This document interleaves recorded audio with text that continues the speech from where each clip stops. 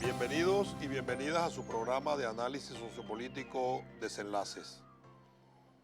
El día de hoy, en el análisis de la coyuntura, vamos a conversar sobre dos temas que revisten vital importancia por las connotaciones en nuestra patria, revisten vital importancia para el pueblo venezolano.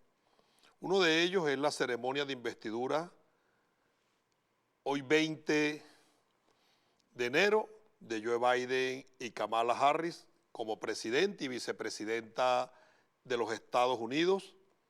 A partir de las 12 del mediodía, hora Washington, 1 hora de Venezuela, en las escalinatas de la parte oeste del complejo que alberga el Congreso estadounidense. Esta es una tradición que data desde 1981 con la investidura de Ronald Reagan. Fue el primero que se juramentó en esa escalinata. Y de allí hasta la fecha todos los presidentes hacen su acto de investidura en ese escenario.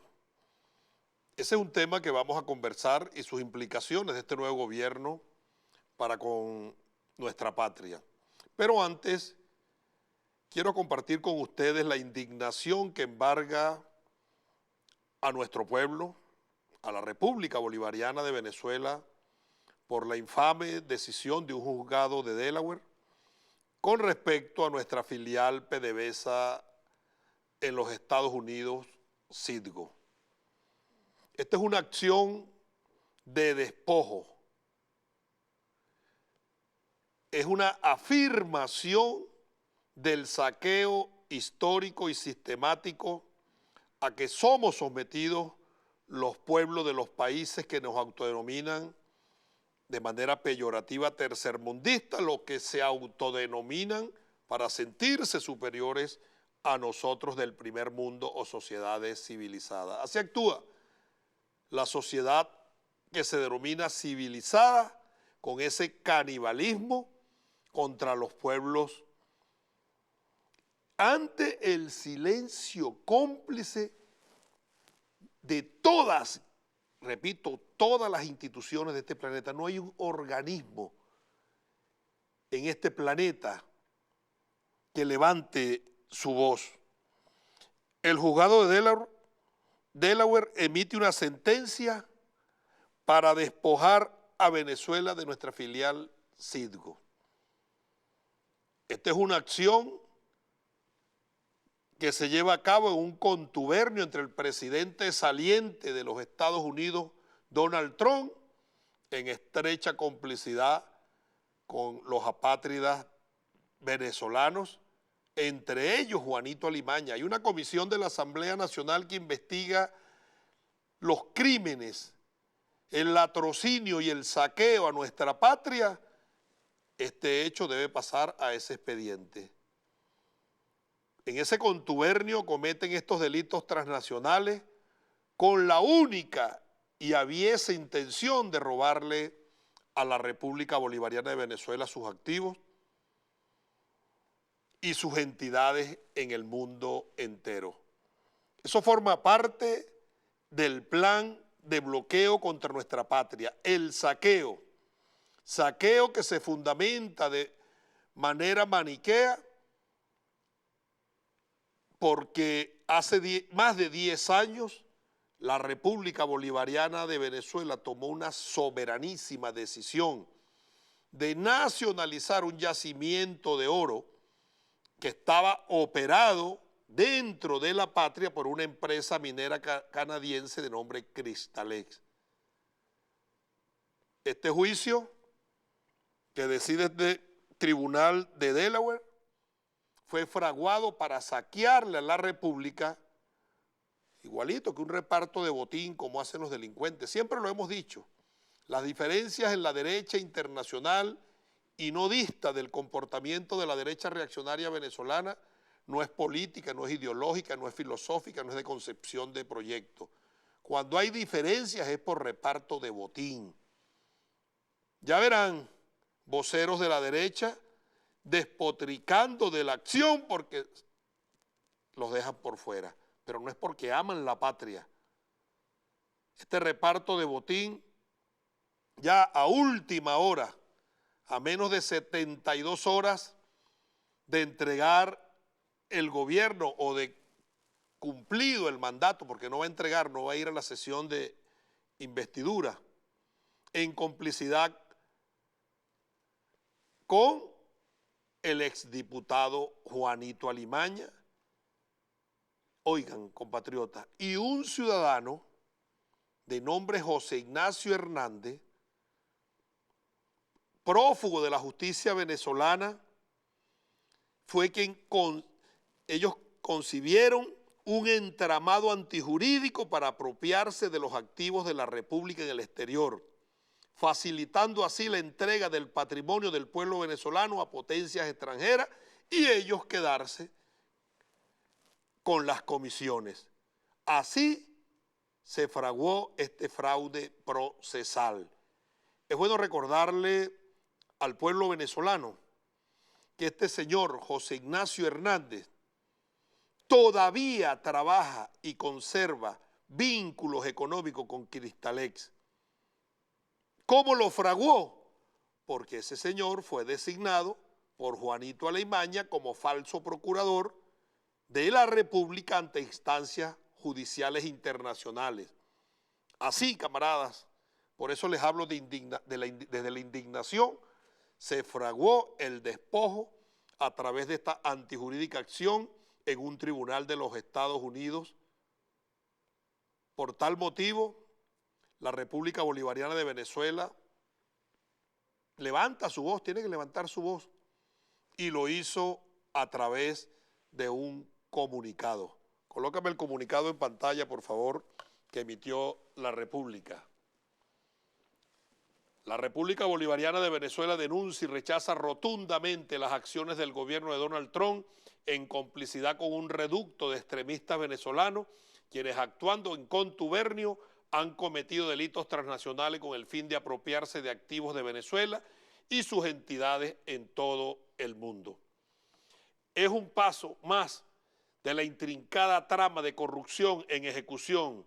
El día de ayer, el Tribunal Federal para el Distrito de Delaware de los Estados Unidos de América decidió iniciar las fases preparatorias para la venta de las acciones de la empresa PDB Holding, propietaria de Citgo, con el propósito supuesto de fin de ejecutar forzosamente un laudo arbitral dictado contra Venezuela por el Tribunal del CIADI del 2016, que nada tiene que ver con PDVSA, Citgo Holding, INC y Citgo Petroleum Corporation, Citgo. Esta sentencia, en las horas agónicas del saliente gobierno de Donald Trump, confirma que las relaciones internacionales de esta administración las impulsa el odio, el saqueo, la venganza y el abuso de poder como ejercicio criminal del poder público. Es un reparto de botín a última hora de ese gobierno con la complicidad de su fracaso de títere local para acentuar el revanchismo contra una empresa que pertenece a todos los venezolanos. Y concluye diciendo el comunicado: finalmente alertamos a la comunidad internacional del peligro que representa para las inversiones y empresas extranjeras de los Estados Unidos de América y el gravísimo riesgo a que están sujetos sus intereses frente a maniobras de esta naturaleza, dirigidas a confiscar, oigan, dirigidas a confiscar activos privados extranjeros mediante gigantescos fraudes procesales y acciones unilaterales violatorias del derecho internacional. ¿Quién iba a creer en la cuna o en la meca del neoliberalismo confiscando empresas? Sí, una de las fundamentaciones de la teoría neoliberal es la libre empresa, el libre comercio. Bueno, ya no respetan ni sus parámetros. Se robaron esta empresa, el tribunal decide que se venda y que cobre Cristalex de la venta, pero ya Cristalex le consignó al tribunal quiénes son los que van a comprar Citgo. Por eso le digo que esto hace una analogía en este momento de la vida política del país, cuando nuestro pueblo, ante otra decisión de otro tribunal como la Corte Internacional de Justicia, con respecto al Esequibo, que es venezolano porque así lo establecen los límites originales, la margen izquierda del río Esequibo pertenece a Venezuela y la margen derecha le pertenecía a Inglaterra. Bueno, para dirimir ese conflicto del Esequibo, se creó una comisión en un tribunal que se llamó el Protocolo de Puerto España de 1899 y establecía ese protocolo que las partes, cada uno ponía 2 representantes y un árbitro. El árbitro le correspondió a Rusia, un ruso, Inglaterra puso sus 2 representantes y Venezuela no puso representantes. Los 2 representantes de Venezuela los puso los Estados Unidos. Así nos despojaron de ese territorio que todavía peleamos. Y ahora, más de 100 años después, continúa el despojo. No hay Tribunal Penal Internacional, no hay multilateral, no hay Naciones Unidas, no hay derechos, no hay ningún organismo que levante la voz. Venezuela emite un comunicado, levanta su voz y seguiremos en nuestra lucha, seguiremos en nuestra batalla. Algún día, más temprano que tarde, el orden mundial tendrá que cambiar. Y por eso es que seguimos avanzando, tal cual lo estableció nuestro amado comandante Chávez, en la construcción de un mundo más justo y más humano donde todos podamos vivir en dignidad y donde hay una relación entre iguales y de respeto. Vamos a una pausa y al regreso conversaremos sobre la ceremonia de investidura en los Estados Unidos que está por comenzar en este momento. Mientras vamos a la pausa, vamos a escuchar al canciller de la República Bolivariana de Venezuela, el camarada Jorge Arriaza, quien emite un comentario al respecto de esta decisión de este tribunal de Delaware. Vamos a la pausa y volvemos.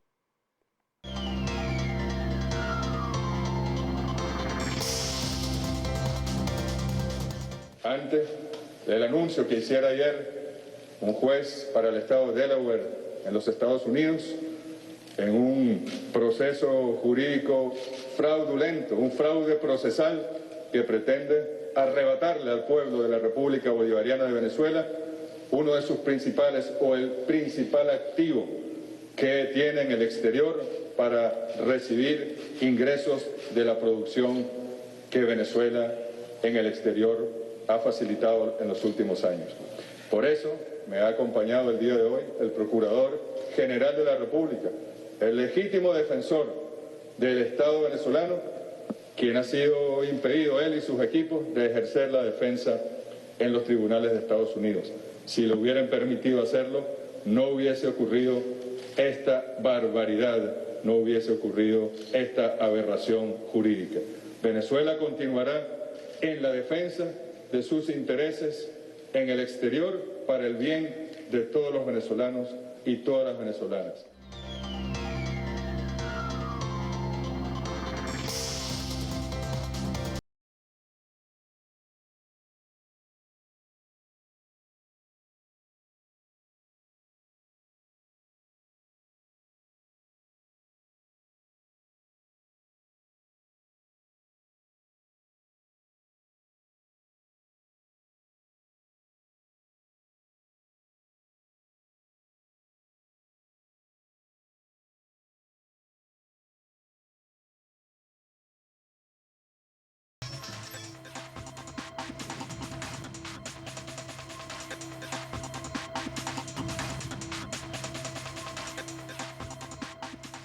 Continuamos con su programa de análisis sociopolítico Desenlaces y en este segmento vamos a conversar sobre la ceremonia de investidura en los Estados Unidos, tal cual como está establecido en la Constitución de los Estados Unidos. Corresponde hoy, 20 de enero, para que se lleve a cabo dicha ceremonia donde toma posesión Joe Biden como presidente y Kamala Harris como vicepresidenta de los Estados Unidos. Es importante resaltar como marco teórico referencial qué se vivió en los Estados Unidos y cómo vivió esa sociedad fragmentada los días previos a este acto. Ha existido una gran presión y una gran tensión al interno de los Estados Unidos. Todo ello generado después del violento asalto al Capitolio el pasado 6 de enero, cuando partidarios de Donald Trump intentaron o irrumpieron en el Capitolio para obstaculizar la sesión bicameral para la certificación del voto del colegio electoral a favor de Joe Biden por parte del Congreso. Esta vandálica acción, esta guarimba, la misma guarimba que ellos diseñan, llegó allá. Se la pasó Trump 4 años de manera socarrona diciendo que todas las opciones estaban sobre la mesa, incluso lo militar, y cuando hablaba de la militar parecía que le daban cuerda al almirante jefe, del jefe del Comando Sur, y salía entonces a hablar de planes. Bueno, terminó fue tomando el Capitolio de los Estados Unidos. Acción vandálica que generó que autoridades federales y locales extremaran las precauciones de seguridad para este acto de toma de posesión del presidente de los Estados Unidos. Tanto es así, escuchen esto, camaradas, compatriotas, que el mismísimo FBI, en un informe confidencial, advertía la planificación de protestas armadas por violentos partidarios de Trump en 50 capitales del país, incluyendo Washington. Una militarización total en los Estados Unidos. Así se lleva a cabo el acto de investidura del presidente y la vicepresidenta de los Estados Unidos. Nosotros observamos por redes, en medios, cómo en las adyacencias del Congreso estadounidense fueron colocadas cercas con concertinas para fortificar todo su perímetro. Hay un edificio aledaño al Congreso de los Estados Unidos que se llama The Hall of State. Él está ubicado en las inmediaciones del Capitolio y allí funcionan las oficinas de redes de noticias como AP, como Fox, NBC, entre otras compañías. Bueno, fue tapiado como cuando se preparan para recibir huracanes, pero en vez de madera colocaron hasta acero. Eso fue ahorita, el jueves 14. Y cuando entrevistaban a las personas, decían que era una precaución ante posibles destrozos. O sea, que ellos reconocen que son unos violentos, que por donde pasan destrozan absolutamente todas. Si tenemos imágenes, por favor, pudiéramos recrear esto con imágenes. Le agradezco. Además de una gran cantidad de acciones de restricción de acceso al centro de Washington, prohibido el acceso al centro de Washington, complementado con patrullaje de tropas de la Guardia Nacional. Las autoridades hablan para este acto de hoy de un despliegue de 26,000 efectivos que fueron desplazados desde Illinois a Washington y no utilizaron los de Washington porque dudaban que pudieran estar comprometidos con Trump. O sea que ya en esa sociedad nadie cree en nadie. Y tuvieron que llevarlo de Illinois para reforzar las fuerzas del orden en tareas de seguridad. Si vemos las imágenes de apoyo, congélame esta imagen, por favor, esa que está ahí, esta, congélala, mira. Devuélvete. A la anterior, por favor. La imagen de apoyo anterior. Esto es el atuendo militar para un combate de mediana intensidad. Observamos, vean los efectivos militares, observen cómo poseen sistemas de armas, similares a los que se emplean en una guerra convencional. Así están las cosas en los Estados Unidos. Pero además a ello se suma una esquizofrenia de Trump por querer trastocar el escenario mundial. De manera tal, y él lo dice abiertamente, de generar un ambiente hostil a la nueva gestión que asume Joe Biden.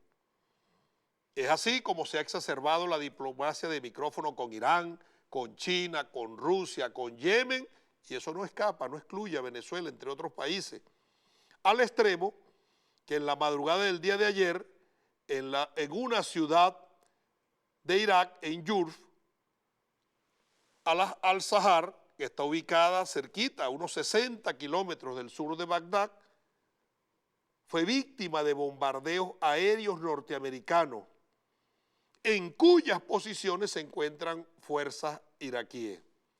Al respecto, un portal de noticias iraquí, Al-Ahab News, señaló que el bombardeo dejó al menos 9 muertos y muchos heridos. Bueno, nadie comenta este bombardeo el día de ayer en Irak. Pero además, ese mismo periódico reseña que la intención del bombardeo es acusar a los iraquíes y al acusar a los iraquíes, luego entonces cometer agresiones a la embajada de los Estados Unidos para decir que fueron los iraquíes e iniciar una nueva guerra. A todo ello se le suma, como antesala a la toma de posesión, que la Cámara de Representantes aprobó el segundo juicio político a Trump por esas acciones vandálicas cometidas en el Capitolio. Escuchemos a la presidenta de la Cámara de Representantes, Nancy Pelosi, cuando se refirió al respecto en el Pleno de la Cámara de Representantes.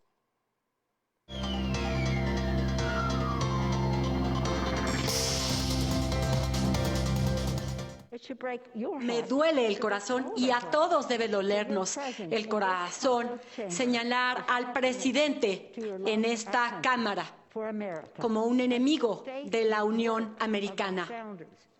Debemos entender la manera como ha retado el modelo de la unión perfecta que plantearon nuestros padres de la patria. Los insurrectos que violaron el Capitolio no eran unos patriotas. Eran terroristas internos y así es como debemos señalarnos. Pero debemos recordar que fueron enviados aquí por el presidente de esta nación. Les dijo, luchen como demonios. Y eso fue lo que hicieron. La rendición de cuentas es importante en esta nación y debemos responsabilizar al presidente de la conducta de esos insurrectos. ¿Y cuál era su objetivo? Aferrarse al poder, pasando por encima de la voluntad del pueblo de los Estados Unidos, una tradición de la tradición democrática de esta nación, una tradición que data de más de 200 años. Este no es un asunto partidista. Les pido que recuerden nuestro juramento de defender la Constitución de los Estados Unidos de América. Les hablo como presidenta de esta Cámara y les pido que recuerden el juramento que han rendido todos los legisladores de la Cámara. Quiero pedirles que recuerden a la ciudadanía de la Unión Americana. A través de mi voto, le pido a demócratas y republicanos que busquen en su alma la verdad y respondan a esta pregunta. ¿El presidente No fue él quien incendió, quien causó la violación del Capitolio.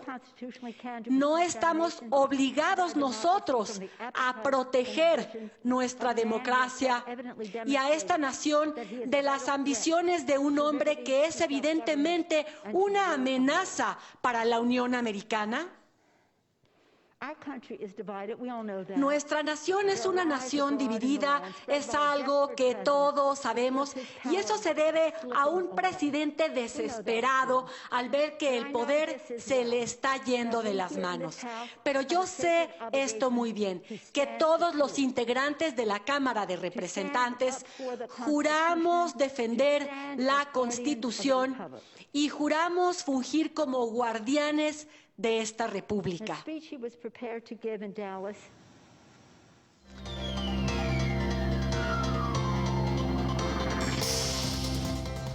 No lo está diciendo un camarada chavista venezolano.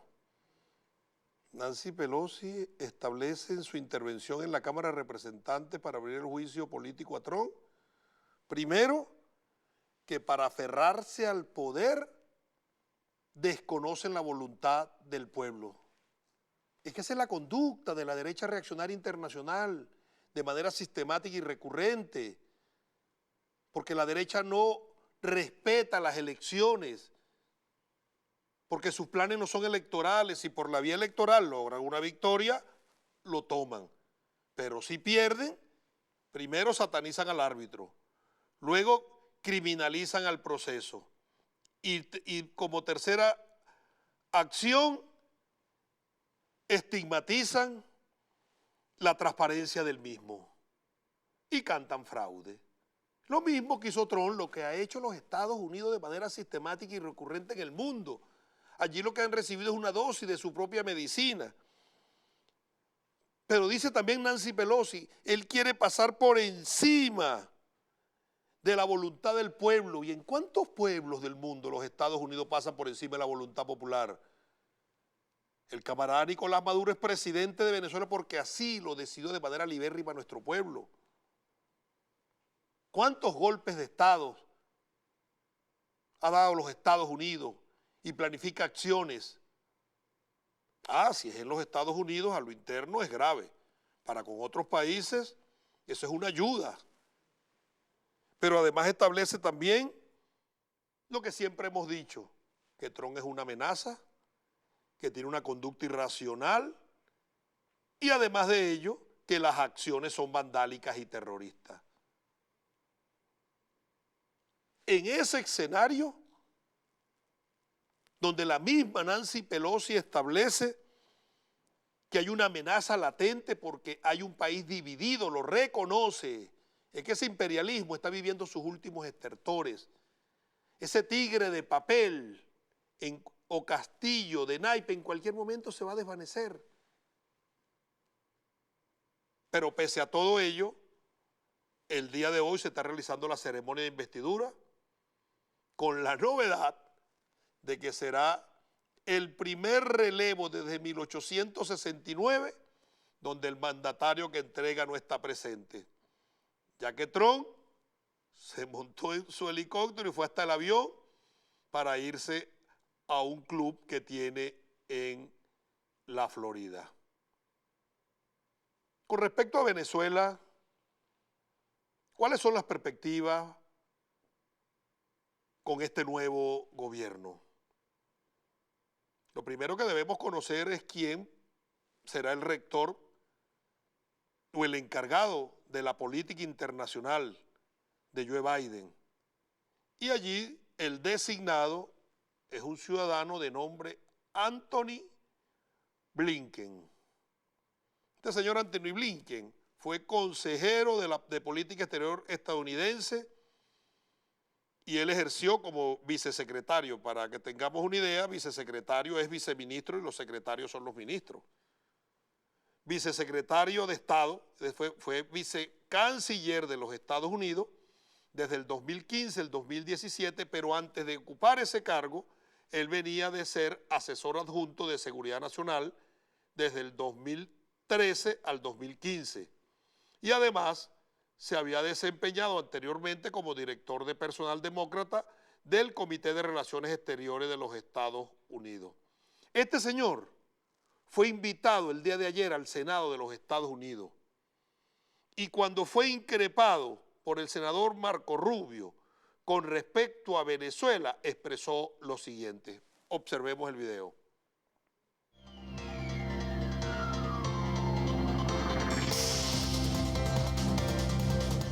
¿Es su punto de vista que nosotros no deberíamos reconocer más a Juan Guaidó y entrar en negociaciones con Maduro? No, no lo es.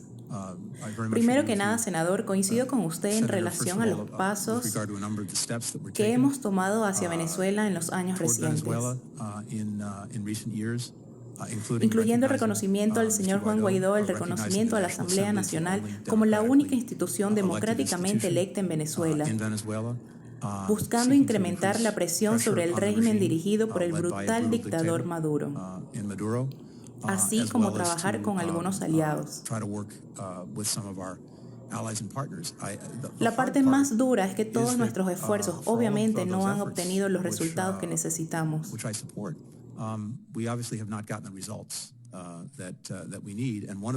Y una de las cosas que realmente me gustaría hacer, si soy confirmado, es venir y hablar sobre eso con ustedes en este comité. Porque necesitamos una política efectiva que pueda restaurar la democracia en Venezuela, empezando con elecciones libres y justas, y cómo podemos avanzar mejor esa bola. Considero que hay algo que podemos mirar particularmente mejor y una coordinación más fuerte y con países afines. Tal vez debamos buscar la mejor manera de orientar las sanciones que tenemos para que los colaboradores del régimen realmente sientan el dolor de esas sanciones, y sin duda hay más que debemos tratar de hacer en términos de asistencia humanitaria, dado el tremendo sufrimiento del pueblo venezolano, así como ayudar a algunos de los países vecinos que han soportado la peor parte. Pero agradezco la oportunidad de hablar hoy sobre esto.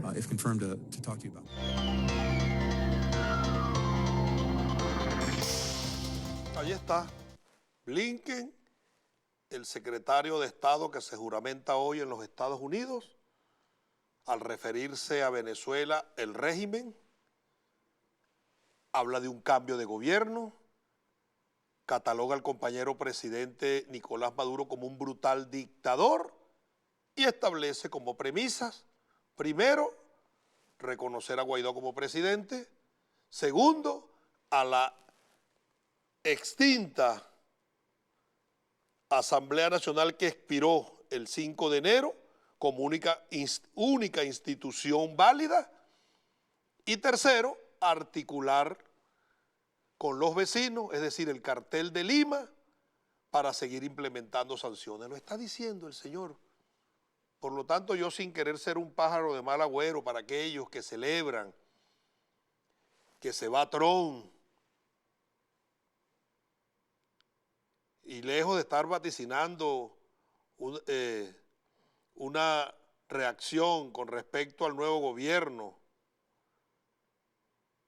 y estar haciendo presunciones o elucubraciones, al escucharlo a él, lo que me permite determinar que el escenario que se vislumbra es que van a continuar las agresiones contra nuestra patria y que debemos acicatar el carácter, que debemos ponernos las botas de campaña porque vamos a transitar caminos de vicisitudes, que debemos seguir resistiendo. Claro, allí en el día de hoy hay una buena noticia y una mala noticia. Aquí está. La buena noticia es que se fue Trump. Aquí está despidiéndose Trump. Se va Trump y sigue el compañero presidente Maduro y sigue la libertaria revolución bolivariana. Pero no todo es bueno. Hay una mala noticia. Llegó Biden, que es lo mismo. ¿Por qué? Porque los Estados Unidos no gobierna el presidente de la República, sino las corporaciones transnacionales. Y ellos no van a aceptar que un país como Venezuela o un país distinto a los Estados Unidos maneje, posea, goce, disfrute, comercialice la primera reserva de petróleo de este planeta. Vamos a ir a una pausa y al respecto voy a conversar de estos temas y otros con el camarada Jesús Farías, que es nuestro invitado para conversar el día de hoy. Él es un economista internacionalista y además a la sazón es el presidente de la Comisión de Finanzas de la Asamblea Nacional. Vamos a la pausa escuchando cuál es la posición de Venezuela y cuáles son las expectativas que se tienen en un video de la camarada vicepresidenta Delcy Rodríguez que se refirió al respecto. Vamos a la pausa y volvemos con el camarada Jesús Farías para conversar de estos temas.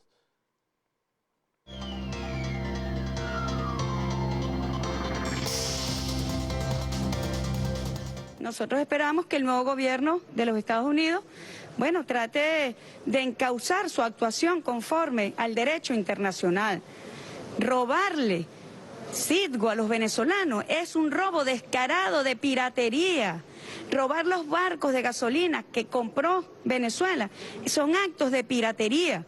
Bueno, esperemos que este nuevo gobierno tenga atisbos de decencia y contemplación, y también que cumpla el derecho internacional y establezca canales diplomáticos de diálogo respetuoso.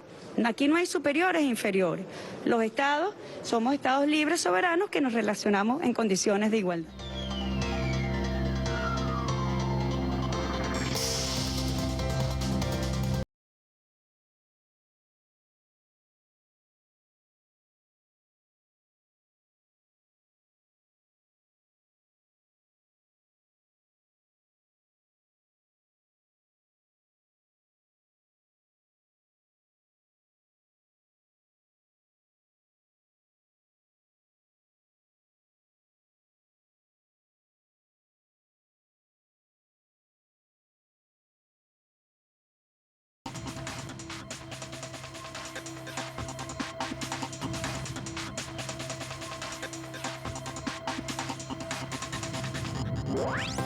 Continuamos con su programa de análisis sociopolítico Desenlace y en esta oportunidad vamos a conversar con el camarada Jesús Farías, economista, internacionalista, de una dilatada tradición de lucha que se remonta a orígenes familiares, pero también de una amplia formación política e ideológica y que ahora como diputado en esta Asamblea Nacional 2021 ha sido designado como presidente de la Comisión de Finanzas. Jesús, estamos a pocos minutos de que se inicie la ceremonia de investidura de los Estados Unidos. Se va Trump, viene Biden. Al respecto, ¿qué análisis haces o compartes con el pueblo venezolano? En primer lugar, Pedro, muchas gracias por la invitación a tu programa y por la presentación tan generosa que hiciste de mi persona. Y en relación a ese evento importante para el planeta, se trata de la mayor potencia que hay actualmente en el mundo, imperialista, por cierto. Eso se da, creo que este es el primer elemento que tenemos que resaltar, como tú lo decías en tu análisis, en medio de una profunda crisis de la sociedad norteamericana. La mayor crisis en décadas, quizás desde los movimientos de ¿Es los derechos. nueva o afloró esa crisis? Yo creo que esa viene reproduciéndose de manera sistemática y en forma cíclica. Llegan momentos de mucho apogeo, se manifiesta de manera muy estridente y virulenta, y el sistema, eso no lo podemos subestimar, el sistema capitalista dispone de mecanismos para su regulación.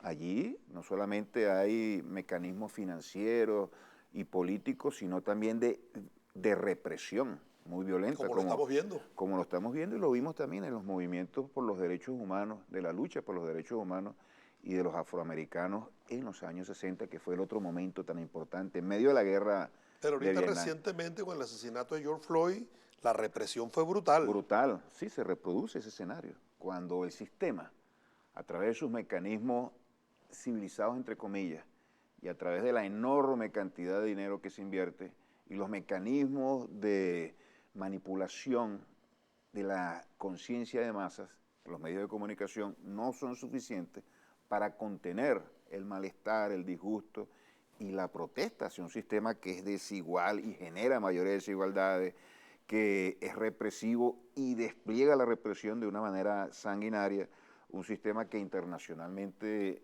produce estragos a la humanidad. Cuando no lo puede contener, a través de esos medios recurre a la violencia como nosotros ¿Hay algún lo vimos. organismo de adscripción a Naciones Unidas en el entendido de que los Estados Unidos es signatario de esa multilateral que elabore algún informe y se establezcan las violaciones de derechos humanos en los Estados Unidos? Por supuesto. Y nosotros sabemos cómo se manejan también esos organismos ¿O multilaterales. alguna ONG Las que ONG. financian ellos mismos? Exactamente. Son ellos los que dirigen eso, los financian, los direccionan. Cuando hay que decir cualquier cosita para lavarse la cara lo dicen, pero sin mayores repercusiones. En todo caso, internacionalmente hay una expectativa importante y desde el multilateralismo también, porque Donald Trump, a pesar de que es parte del sistema, en ese sistema hay matices y hay comportamientos que no siempre se ajustan a lo que tradicionalmente ha sido los Estados Unidos. Y a Donald Trump se le asume como alguien del sistema, pero que viene de fuera del sistema, con una capacidad para generar caos que era poco conocido, en lo interno generando contradicciones que no le conviene al sistema. Esas profundas divisiones es parte de una caos sociedad de la que tiene, frontera afuera, hacia adentro nada. hacia adentro nada, tiene que mantenerse las condiciones de gobernabilidad para facilitarle al sistema, a los sistemas de poder, a los poderes fácticos su función, rol imperial, dentro de la sociedad y afuera de la sociedad. 6 meses antes de las elecciones venía cantando fraude. No, es que Las encuestas le daban 19 puntos por debajo.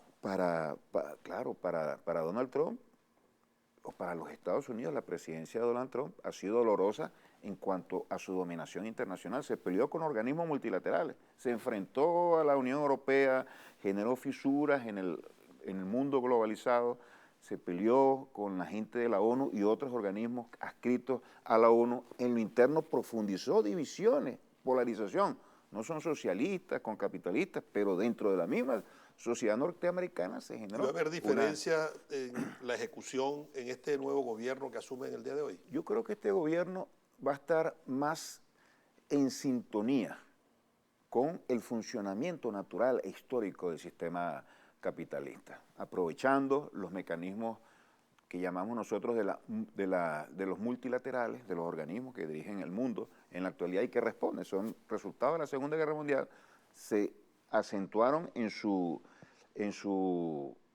rol a favor de los Estados Unidos después de la disolución de la Unión Soviética y juegan a favor de los intereses norteamericanos. Entonces, ¿cómo subordinarlos nuevamente y plenamente a los intereses del gobierno norteamericano? Esa es una de las tareas de Biden, ya lo ha dicho, ¿no? Restablecer las relaciones normales con los organismos La multilaterales. presencia de Kamala Harris, una mujer afrodescendiente, ¿tiene algún mensaje más allá de lo crematístico en la implementación de políticas de respeto a los derechos humanos de la sociedad afrodescendente en los Estados Unidos, muy golpeada durante el gobierno de Trump?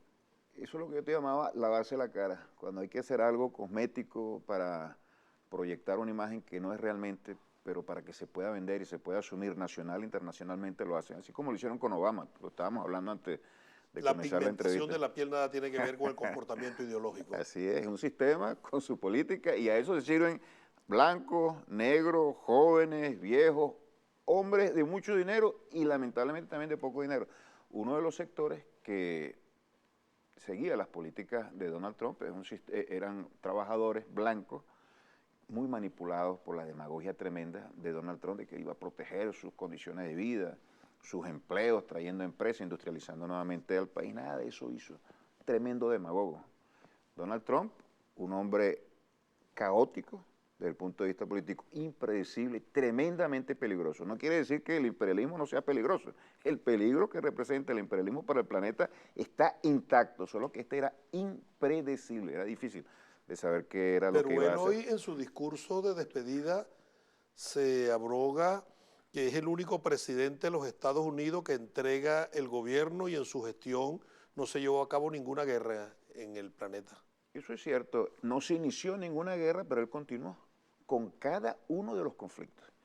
Y acentuó el bloqueo con Venezuela, el bloqueo con Cuba. No llegó al ámbito bélico, pero fue porque no pudo, el imperialismo ha perdido. Hay quienes expresan, Jesús, que este comportamiento de Trump de no ir a ninguna acción bélica obedece a que él es más empresario que estadista y el brazo económico de los republicanos es el cártel mafioso petrolero de la ExxonMobil, la Chevron Texaco, la Baker, la Dover Schumber, la Halliburton, y el brazo económico financiero de los demócratas es el complejo industrial militar. Por eso es que con los presidentes demócratas,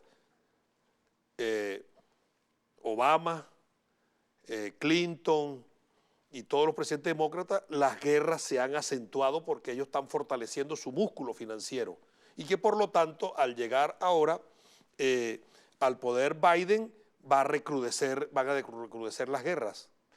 Bueno, no creo que se pueda establecer una regla de oro, pero pudiera haber una tendencia. Pero sin embargo podemos ver cómo Bush inició guerra de los republicanos ambos, padre e hijo.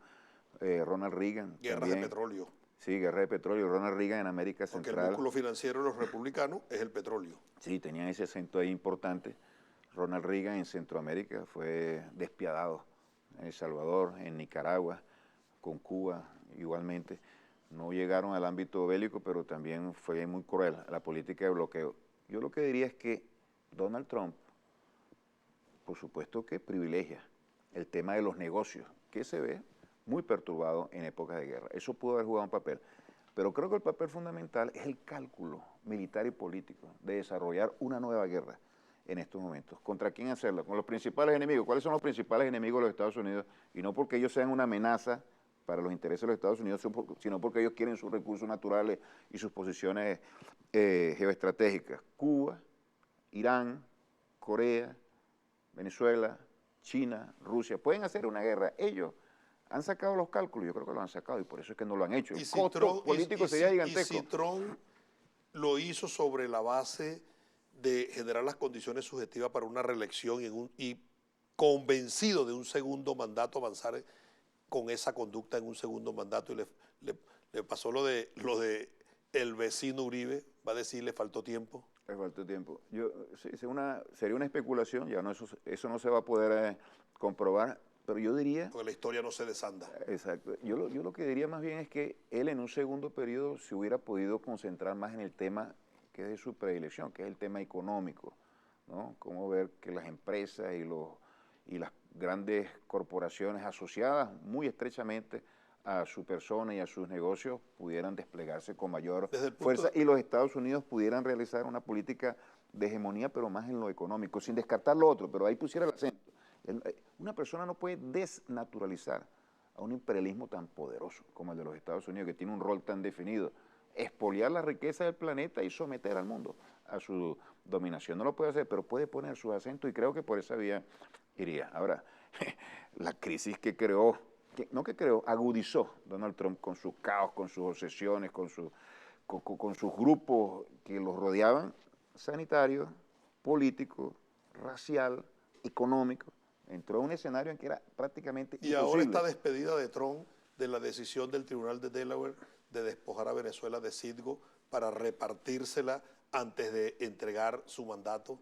Sí, son negocios, son grupos económicos que seguramente... Cristalex es canadiense. Canadiense, pero tienen relaciones. Uno de los mayores proyectos de los Estados Unidos es traer un gasoducto que atraviese todos los Estados Unidos de Canadá. Son grupos económicos que no conocen fronteras, que tienen negocios en común y su desarrollo repercute positivamente, si es positivo ese desarrollo, en los negocios de los demás. Entonces, allí es donde tenemos que ver esa diferencia. Y con respecto a Venezuela, que está siendo sometida a un criminal bloqueo, desde tu punto de vista, ¿cuál será la acción de este nuevo gobierno que asume hoy? No me lo respondas ahorita, vamos a una pausa y al regreso conversamos al respecto. Claro que sí.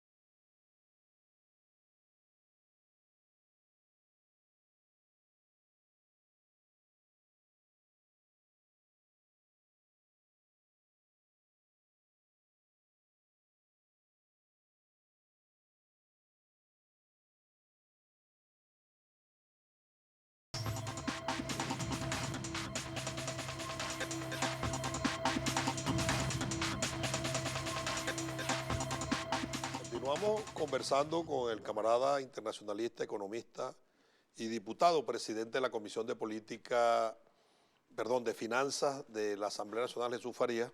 Y Jesús, antes de ir a la pausa, quedó un interrogante al aire, y es que en esta asunción de Biden el día de hoy, con respecto a Venezuela, tenemos una situación de conflictividad acentuada exponencialmente por las políticas de Trump, donde arreció con este criminal y genocida bloqueo. Y nuestra interrogante es cuáles son las perspectivas con respecto a Venezuela.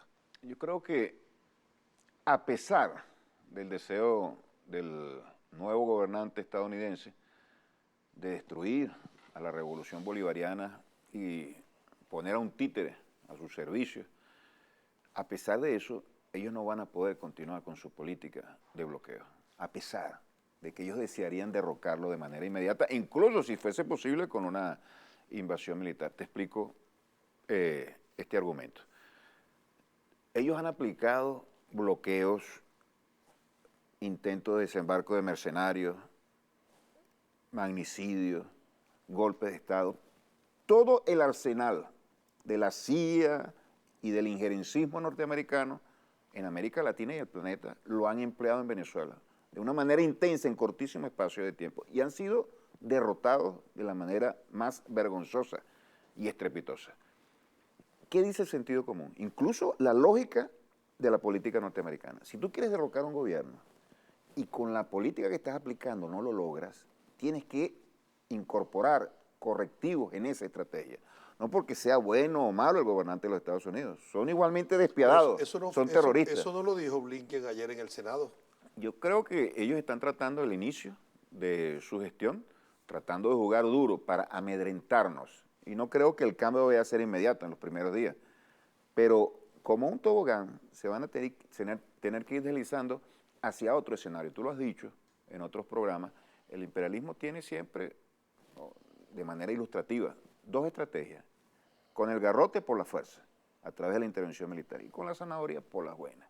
Eso es lo que ilustra ese ejemplo. Con Cuba habían llegado en el año 2015, después de 60 años de bloqueo, a un desmantelamiento importante de todas las restricciones. Sí, pero es que y la teoría de la asfixia zanahoria con respecto a Venezuela que hemos observado es ofrecerle al compañero presidente Nicolás Maduro que renuncie, se vaya y haya unas elecciones. Esa es la zanahoria. Sí, eso es lo que van a proponer. No reconocen al gobierno revolucionario. Eso es lo que van a proponer ellos, y ellos saben que nosotros no lo vamos a aceptar. Esa es la parte de la confrontación. No estamos dispuestos a entregar la patria. Jamás. Esta es una revolución que tiene a Chávez como la raíz más profunda y el patriotismo del pueblo como un elemento fundamental. Y no nos han podido derrotar por eso. Fíjate, Pedro, tú te preguntas, en medio de esta crisis tan pavorosa, el pueblo se mantiene firme con la revolución bolivariana por dos cosas. Jamás permitirá que una piltrafa al servicio de los intereses yanquis gobierne este país, jamás, por muy mal que estén las condiciones materiales. Y segundo, sabe que la única fuerza capaz de solventar estos problemas en condiciones de paz y proyectarlo hacia el desarrollo como lo teníamos antes de esta injerencia tan descarada y este ataque y agresión tan terrible, es el chavismo. Esas son cosas que están ahí impregnadas. Y eso no es para que nos sentemos y lo veamos pasar y disfrutemos. Eso hay que seguir cultivándolo y trabajándolo y fortaleciéndolo. Esa es una realidad. Los Estados Unidos jamás van a poder, a través de la fuerza y de la agresión, derrocar a este gobierno. ¿Qué les queda? Les queda lo que querían aplicar con Cuba. ¿Qué querían aplicar con Cuba? Meter dinero, meter empresas, financiar las ONG y en condiciones normales tratar de derrotarnos a nosotros con la superioridad financiera, el cálculo de ellos, y con la superioridad mediática y con el gran potencial que tienen ellos diplomáticamente, tratar de derrotarnos ellos en otro escenario. Pero el objetivo es derrocar a un gobierno que le sirve al pueblo, que es independiente, que promueve el antiimperialismo y que promueve también la integración latinoamericana. La Asamblea Nacional se instaló el 5 de enero. Hay muchas expectativas de nuestro pueblo. El compañero presidente Nicolás Maduro, como timonel de la patria, ha expresado de manera pública esperanzas en la Asamblea, en sus facultades de control y como centro de los debates políticos del país, el diseño de estrategias en función de reducir o amainar el impacto de esta criminal guerra económica en la vida del pueblo venezolano. Tú como presidente de la Comisión de Finanzas, ¿en qué dirección va a avanzar esta comisión para el logro de esos objetivos? En condiciones de bloqueo tenemos un instrumento, Pedro, que presentó el presidente Nicolás Maduro y lo aprobamos en la Asamblea Nacional Constituyente, la ley antibloqueo. Es una fórmula que tiene un extraordinario alcance bajo estas condiciones. Buscar inversión de tal manera de que nosotros podamos complementar o completar la ecuación productiva para el crecimiento de la economía. Tenemos a los trabajadores, tenemos a los técnicos, tenemos a las unidades productivas, falta la inversión. El Estado ponía antes la inversión. Como resultado de esta asfixia tan criminal, financiera, no podemos exportar, producir No, pero petróleo. es que no vendemos petróleo desde octubre del año pasado. Del año antepasado, perdón. Hay año una 2019.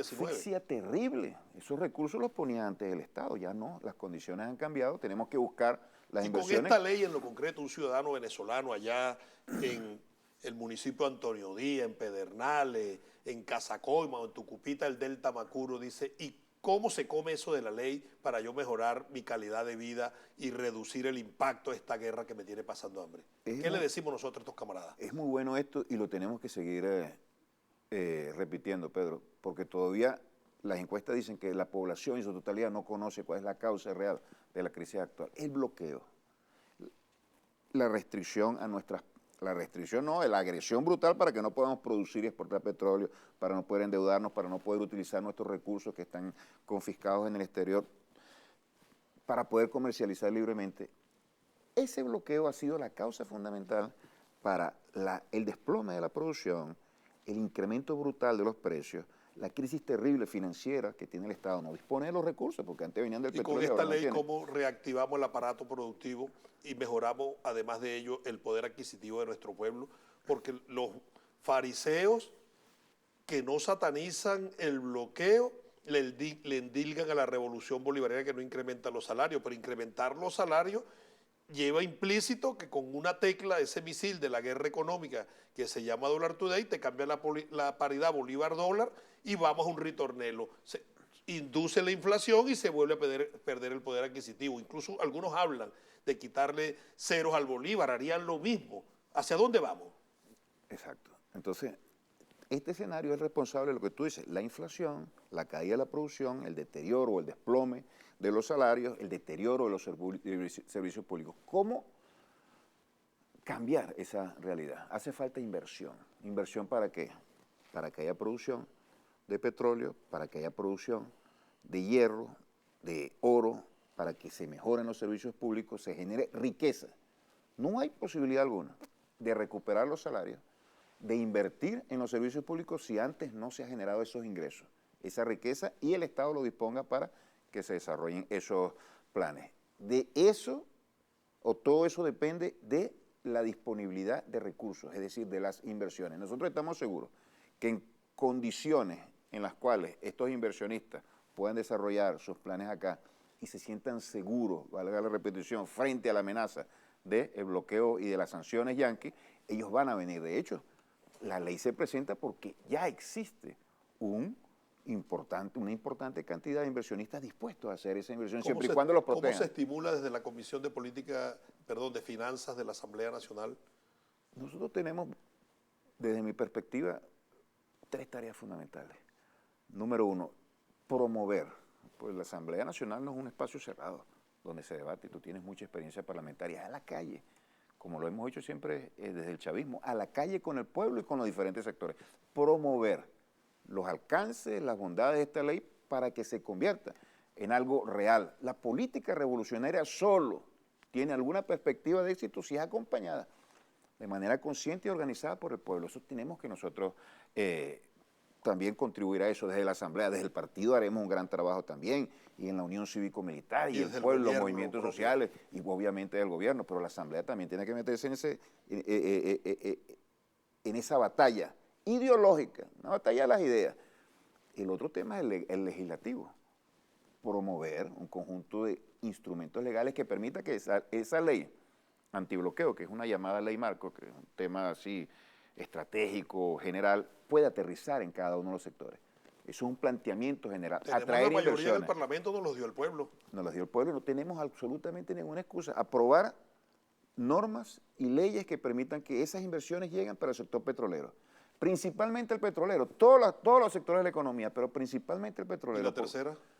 Y la tercera es el tema del diálogo y de la pacificación, porque la economía depende muy estrechamente de la normalidad política. La hemos ido construyendo con victoria de 2 y 3 años. La victoria de la Asamblea Nacional no es algo aislado, es lo que hemos venido nosotros cosechando. Entonces, desde allí, promoviendo ese diálogo y proyectando institucionalmente a la República como algo ahora sí cohesionado, sin quintas columnas, estamos en mayor facilidad para que desde el exterior vengan inversiones, fortaleza institucional, exista claridad, exista mayor seguridad y exista un clima político donde cada vez más se incorporen sectores, no son chavistas, pero son sectores que viven en este país y que con su participación en la denuncia al bloqueo y la promoción de la normalidad y la estabilidad del país pueden estimular la llegada de inversiones. Las inversiones son sumamente cobardes y cuando hay un pleito, cuando hay una guerra, cuando hay un conflicto, enseguida huyen. No están dispuestas a venir. Con todo y eso, Jesús, se vislumbra un escenario positivo para el pueblo venezolano después de esta mayoría en la Asamblea Nacional. Hemos llegado al final de este programa. ¿Cuál es tu mensaje final para el pueblo venezolano? Y con ello despedimos nuestro programa. El desenlace, como tu programa, como el nombre de tu programa, el desenlace de este año 2021 va a ser muy positivo para nuestro país. Hay un momento de quiebre, te lo repito, no es el punto de la Asamblea Nacional, un conjunto de victorias de la Unión Cívico-Militar, del chavismo, de la patria. Y eso se va a traducir en un desarrollo de la economía, más que un desarrollo, un crecimiento. Va a haber una mayor capacidad por parte del Estado para mejorar las condiciones de vida del pueblo. Esta resistencia del pueblo se va a ver retribuida con mejoras. No va a haber algo milagroso, pero tampoco nosotros no podemos vender mentiras y demagógicamente decir a la gente que vamos a hacer cosas que no podemos hacer, como lo están diciendo alguna gente desde la derecha y desde una izquierda, entre comillas. Pero nosotros vamos a hacer cosas muy importantes, vamos a activar la producción, vamos a generar riqueza, vamos a mejorar los servicios públicos, mejorar condiciones de vida que son sumamente justas y necesarias para nuestro pueblo. Mucho optimismo, pero ese optimismo tiene que estar acompañado de la organización y de la lucha. No podemos descuidarnos, tú lo decías ahí, Pedro, en tu introducción. Tenemos que estar preparados para cualquier escenario. Precisamente eso es lo que nos ha permitido a nosotros la supervivencia de la Revolución Bolivariana. Vamos a mejorar, pero esto solo sobre la base de la fortaleza de la Revolución Bolivariana. Gracias, Jesús, por haber aceptado tu invitación a este programa y gracias a los televidentes por acompañarnos. Los invitamos para el próximo miércoles a las 12 del mediodía. Muy buenas tardes.